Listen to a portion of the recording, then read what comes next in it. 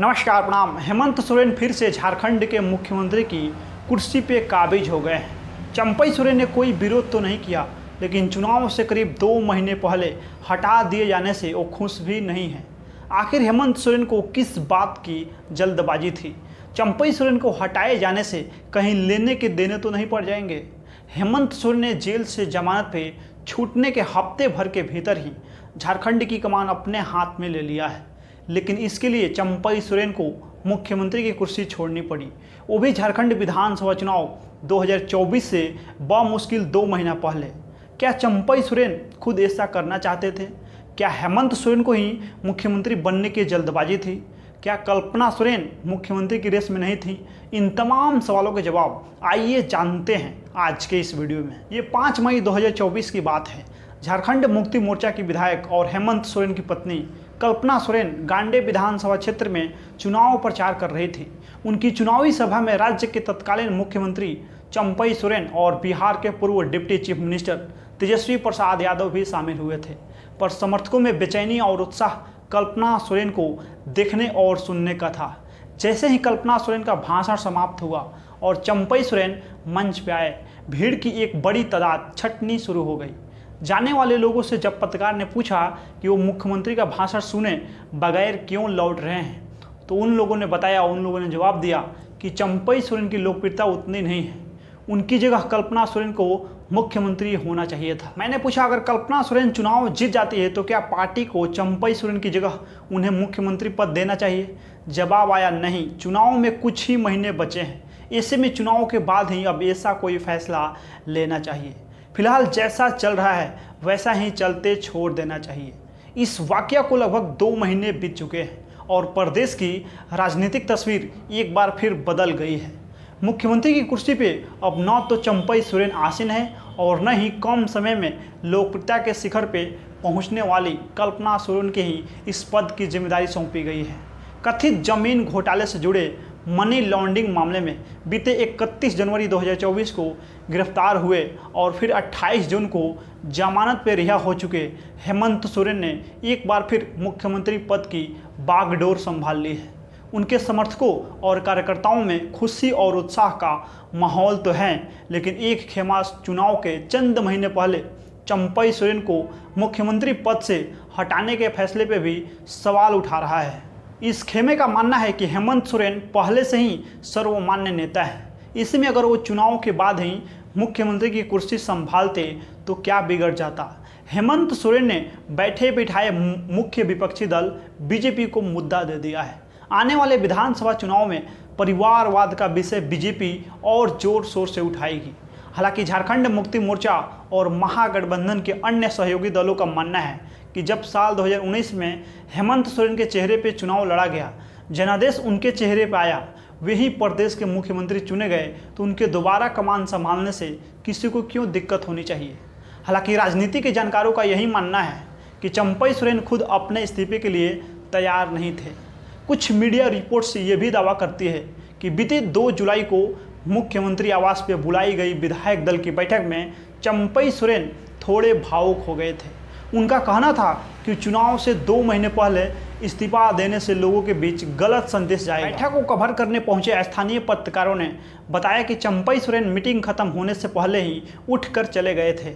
हालांकि उन्होंने जाने से पहले विधायकों को आश्वस्त किया कि वो इस्तीफा दे देंगे, बस राजभवन पहुँचने का तय समय उनके साथ साझा कर दिया जाए।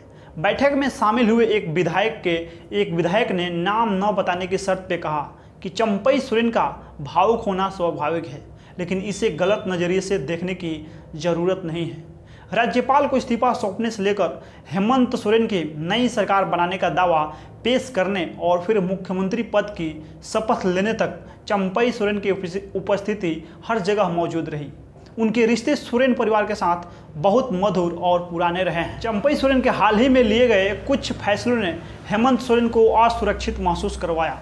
वे कहते हैं चुनाव से पहले चंपई सोरेन लगातार लोक लुभावना घोषणाएं कर रहे थे। उन्होंने कई कल्याणकारी योजनाएं शुरू कर दी, नौकरियां के मामले में भी घोषणाएं कर दी।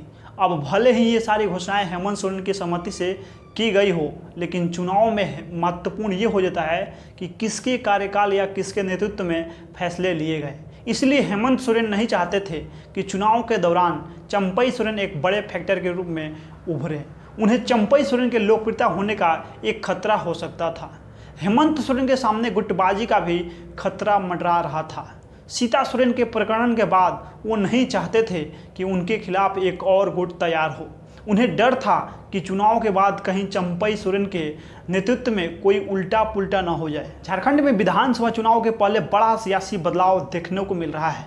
जेल से बाहर आने के साथ ही हेमंत सोरेन ने फिर से सीएम की कुर्सी संभाल ली है, जबकि पद छोड़ने के बाद अब पूर्व सीएम चंपई सोरेन का दर्द को छलक आया है। वहीं राजनीति में यह भी चर्चा शुरू हो गया है कि क्या बीजेपी अब पूर्व सीएम चंपई सोरेन पे डोरे डालने लगी है। झारखंड के सीएम पद से हटने पे चंपई सोरेन का दर्द छलक पड़ा है। सीएम पद से इस्तीफा देने के बाद पहली बार अपने विधानसभा निर्वाचन क्षेत्र सरायकेला पहुंचे चंपई सोरेन ने कहा कि उन्हें थोड़ा और समय मिलता तो राज्य के विकास के लिए और भी बहुत कुछ करने की इच्छा थी।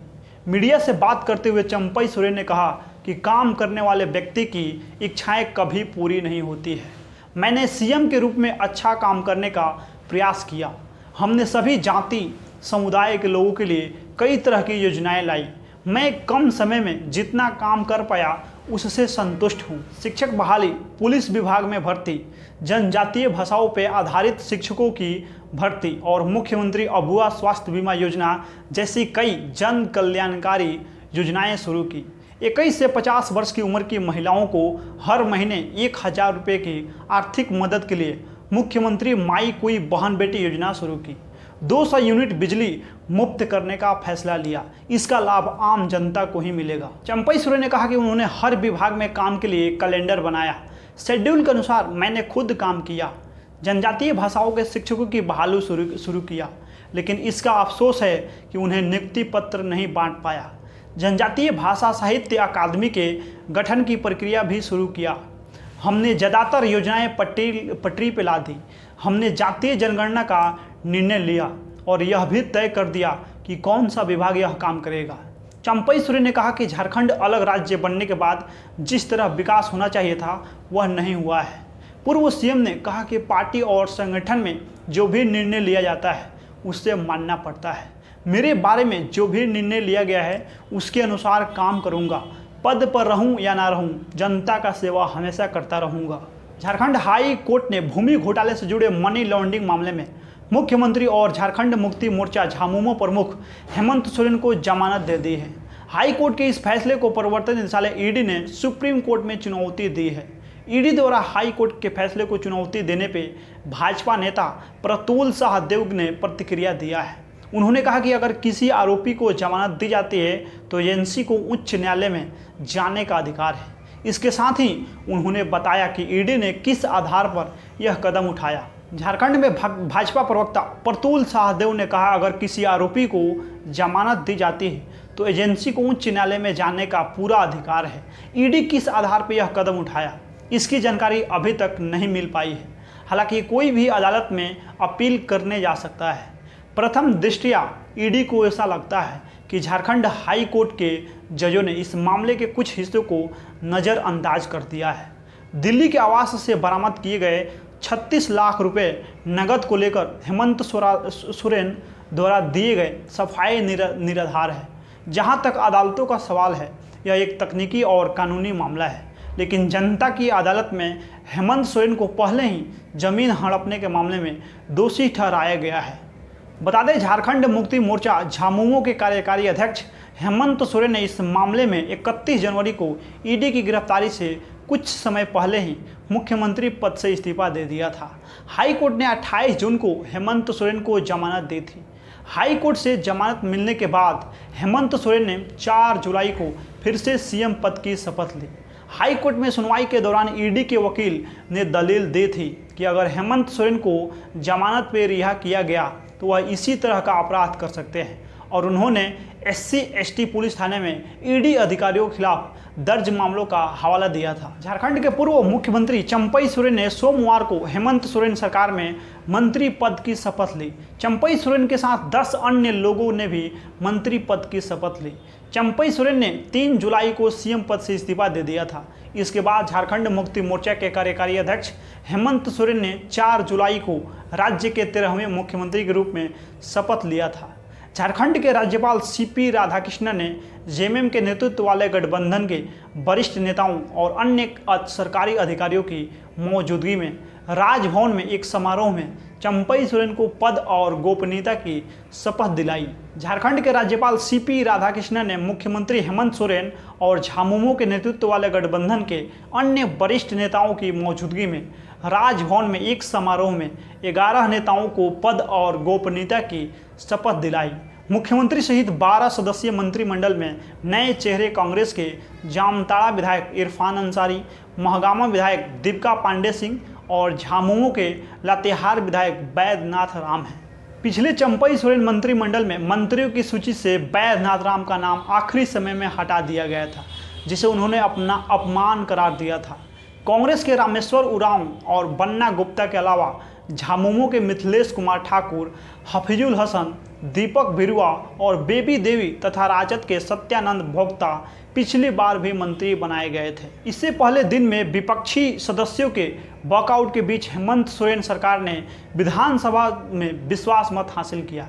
झारखंड हाई कोर्ट द्वारा कथित भूमि घोटाले से जुड़े मनी लॉन्ड्रिंग मामले में जमानत दिए जाने के बाद हेमंत सोरेन 28 जून को जेल से रिहा हुए थे।